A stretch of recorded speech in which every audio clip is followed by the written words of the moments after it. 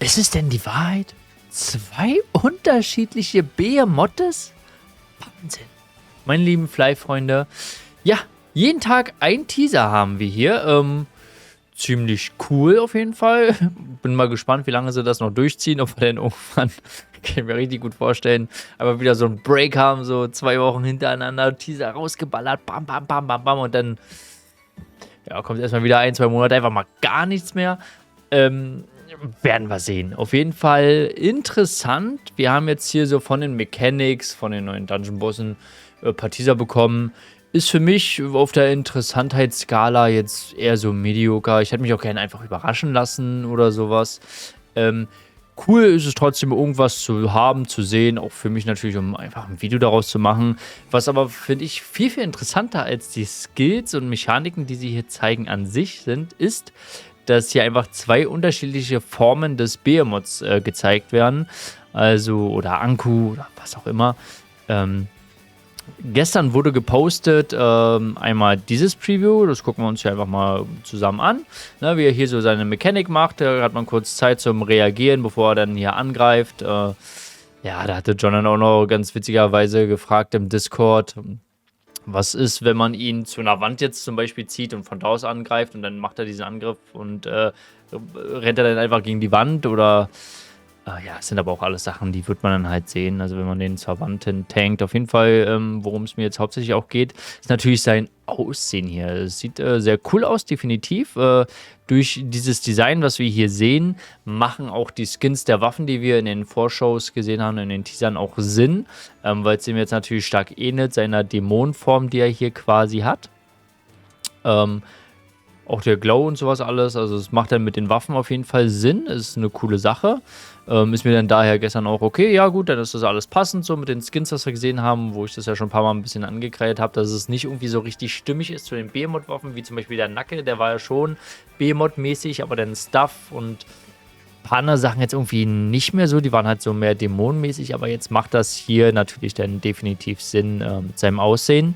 So, zum heutigen Teaser, den wir jetzt vor ein paar Minuten hier gesehen haben, ja, haben wir eine ganz andere Form von Behemoth hier zu sehen.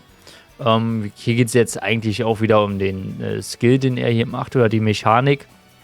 Aber was natürlich den meisten und auch mir gleich ins Auge fällt, ist, der Behemoth hier sieht anders aus, ja, ein bisschen zarter sozusagen. So, jetzt ist natürlich die Frage wieder für Spekulation. Okay, warum, wieso, weshalb sieht er jetzt hier so aus und der andere sieht so aus?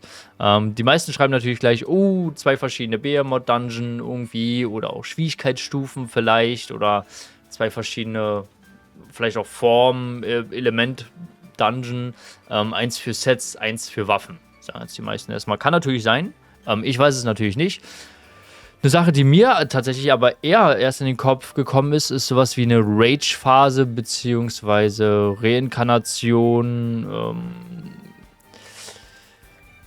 oder sowas ähnliches, ne? Also wir haben hier auf jeden Fall zwei unterschiedliche Titel. Der eine heißt God of Death Demonic Anku und der hier heißt God of Death Blazing Anku. Also... ja, jetzt ist natürlich die Frage, ne? Was soll es bedeuten? Hier haben wir einfach nochmal so ein bisschen Showcase davon, ein Artwork.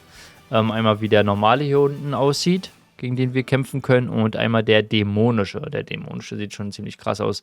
Ja, ist jetzt natürlich die Frage, oder haben wir vielleicht den Behemoth Dungeon leveltechnisch nochmal irgendwie eingegrenzt, dass es nochmal zwei verschiedene Schwierigkeitsstufen gibt, ne? So wie wir das jetzt haben mit Wilds ist eine Schwierigkeitsstufe, vielleicht haben wir dafür auch den Behemoth dann schon und dann gibt es nochmal eine höhere Schwierigkeitsstufe von Behemoth Dungeon, wo der denn so aussieht, für Level 190 Boss vielleicht und ein 175 Boss oder ein 160er, 165er Boss, irgendwie so. Waffen wahrscheinlich erstmal auf jeden Fall nur von der Form, weil die natürlich auch der sehr ähnlich aussehen. Dann haben wir noch den anderen Behemoth. Da ist natürlich die Frage, es könnte auch vielleicht was mit Waffen, S-Cards, Piercing sein, ne? Ja, es gibt so viele Möglichkeiten, was es ist. Also, ob es eine Rage-Phase von ihm ist, dass er sich dann nochmal verwandelt. Wahrscheinlich. Ich weiß nicht. Es gibt so viele Möglichkeiten, ne? Also vielleicht auch, wie gesagt, ich könnte mir vorstellen, dass S-Karten vielleicht auch noch mit reinkommen, ne? A-Karten haben wir jetzt eine Weile gehabt und sowas alles. Wahrscheinlich eventuell kommen mit dem neuen Dungeon-Schwierigkeitsgrad dann auch die S-Karten mit dazu. Eventuell, vielleicht hat es damit auch was zu tun. Mit Schmuck, Ultimate-Schmuck, dass es da irgendeine Änderung gibt. Sie wollen ja auch viel vom Ultimate-Upgrade-System reworken. Ja, ob die nun verschiedene Elemente dann noch haben werden.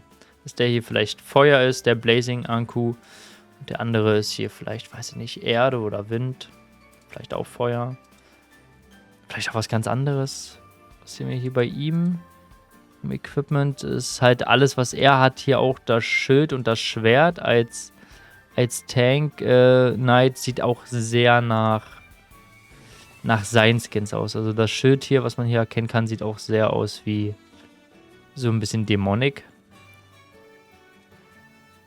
Ist auf jeden Fall sehr interessant.